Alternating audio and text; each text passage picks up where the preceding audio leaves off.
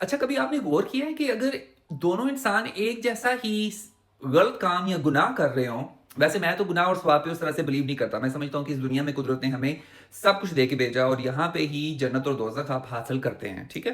लेकिन मैं उन लोगों की बात कर रहा हूँ जो किसी भी मज़हबी घराने से ताल्लुक़ रखते हैं और उन्हें गुनाह और सवाब का बहुत ज़्यादा होता है कि हर बात में वो गुनाह और सवाब की बात करते हैं। तो वो टोटली वो गुनाह जो वो खुद कर रहे हैं, वैसा ही गुनाह अगर कोई दूसरा या उनका फैमिली मेंबर या उनका कोई दोस्त कर रहा होगा तो वो उसे उस तरह से जज नहीं करेंगे, ठीक है?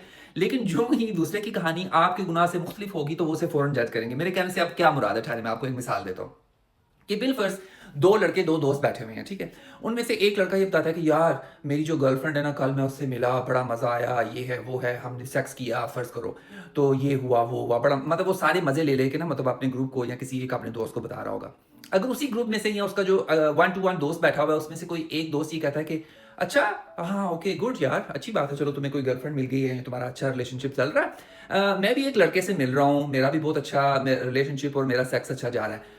तो एकदम से वो ना मतलब एक ड्रामा होगा कि मतलब क्या यार, क्या यार, ये तो बड़ी गलत बात है, बड़े गुनाह का काम है ये तो।